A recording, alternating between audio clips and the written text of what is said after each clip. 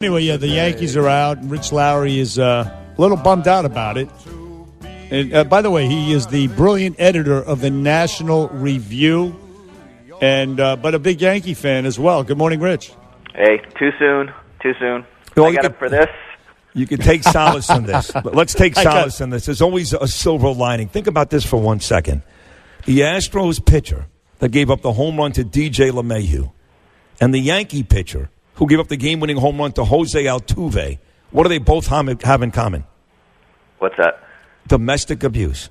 Oh, yeah. Think about that for a second. True. Both ninth-inning home runs came off closers that have both been in trouble for domestic abuse. Well, that LeMahieu at-bat was just a masterpiece, a thing of beauty. But it made it worse because we were just going to lose kind of a disappointing game. Then we ended up losing it in a totally crushing fashion. That you'll remember all winter. Yeah. It's, as a Mets fan, wow, it really kills me. Hey, listen, Rich has got a book coming out. It's called The Case for Nationalism. When does this come out, Rich? November 5th, about 2 weeks. So you can pre-order it right now at Amazon.com, the brilliant Rich Lowry, The Case for Nationalism. And right now, Rich, you have a column out. One of the papers or publications entitles it Andrew Yang, Snake Oil Salesman. Oh, boy. And it's all about the automation that's here, that's coming, that's here already. And one of the passages from it, not to put too fine a point on it, Yang's fear of automation in general and self-driving cars in particular is completely insane, to which, Rich Lowry, I'll not only play devil's advocate, I actually think this, I think is actually a rational fear because look, automation has displaced workers in Detroit. You have Manchester, New Hampshire is a real a dump right now. The newspapers, cab drivers in this city are committing suicide because of Amazon and Uber. Retail shops closing because of Amazon. Tell me the counter argument to all that. Well, if it's true that automation is a terrible thing, we all would have been destroyed long ago. I mean, really, since the Industrial Revolution. It's the key to human progress is labor-saving technology, at least economic progress. That's what makes an economy more productive.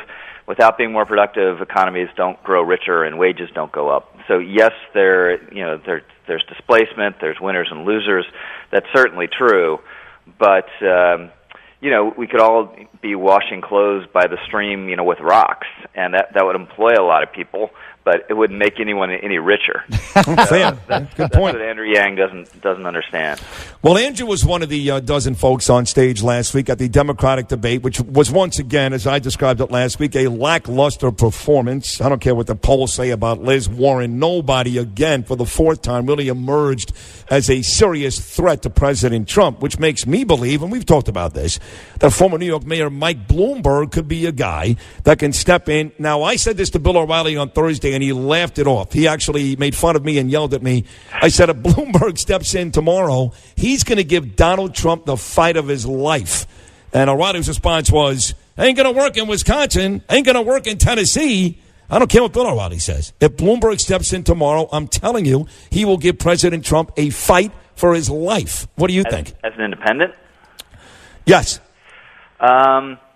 I don't know. It's really hard to figure out how that would play, whether it would hurt Trump more or hurt the Democrat more, because Bloomberg, he's going to have appeal to suburban, kind of disaffected. No, but as a Democrat, not as an independent. I'm sorry, as a Democrat. Yeah, it's hard to see him winning the nomination. Maybe I still think the race is kind of open, but you need to be fairly left to win this nomination. Probably Biden is as moderate as he can be, and Bloomberg, I think, is even more moderate than that. So it's just hard to see how that would work. Yeah, he's a big stop and frisk guy, and he's got one hell of a carbon footprint, and he doesn't care. He's like, yeah, that's all right. That's fine for me, but not for you. In any case, related to that, Hillary Clinton, she's another prospective late entry into the Democratic race. And, of course, she just went after Tulsi Gabbard, who was one of the candidates who really came back hard. I mean, this was great. She called Hillary the embodiment of corruption and personification of the rot that has sickened the Democrat Party. I mean, that was fantastic. So what do you think about old Hillary? Well, Hillary, it's the most disgraceful time any losing presidential candidate's ever had in our history. She just won't go away. She won't stop insinuating that she really won the race or somehow was done dirty. And the idea that Tulsi Gabbard, I'm not a huge fan of her foreign policy either, but somehow a Russian asset that's being groomed is a despicable smear and goes to a real deep paranoia that's on the left now about Russia, of all things. We at National Review, we spent like 60 years trying to get some Democrats slightly concerned about Russia. Now they're all like paranoid about Russia. And Pete Buttigieg was on Meet the Press yesterday and checked out, asked him to condemn this, and he basically wouldn't. He wouldn't do it for a long time. He finally said, "Yeah," at the end. Just goes to show how deep this feeling runs. That he, I'm sure he knows it's completely insane, but he doesn't want to go out of his way to run counter to that sentiment. Editor of National Review, Rich Lowry, here for his Monday conversation with Bernie and Sid. Let's go over the week that was for Trump. It was, in my estimation, a bad week. You had to, do the whole Doral thing all over again. He's not going to have the G7 there. Had to reverse that decision. It turns out he's not taking the troops home from Syria. Instead, he's putting them into West Iraq. The impeachment stuff isn't getting any better for him. Everybody around him, including Rudy Giuliani, is finding themselves in big trouble. So when I look back, it looked, at least on paper, like a very bad week for President Trump. Rich, how would you rate the week? I think it's been a bad couple of weeks. Don't think he's found his footing really since impeachment started. The G7 thing, I think Mick Mulvaney's explanation on Fox News Sunday yesterday is probably true.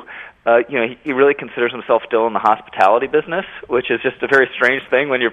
Right, that's not good. First of all, that's not good for him to say that, and secondly, it's never good when you got to talk to Chris Wallace, ever. Yeah, no, that's true. Wallace is a real pro. But my latest theory it starts with a PR.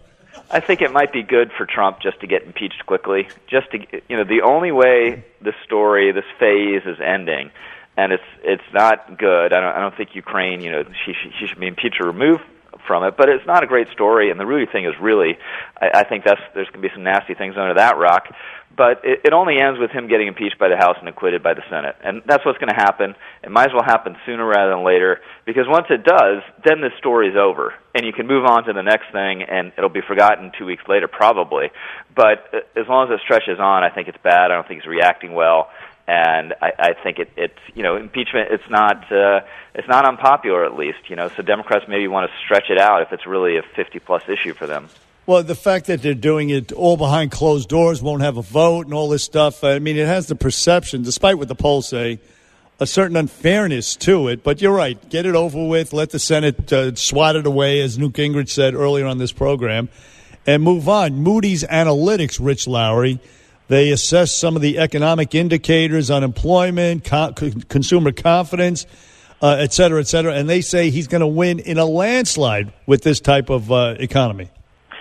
Yeah, the economy is a great benefit for him. It's just, you've never had a president with this sort of economy, with this sort of approval rating, who acts this sort of way in office. That's what makes it really hard to see, and makes him vulnerable, even though the economic conditions would argue that he's got a lock.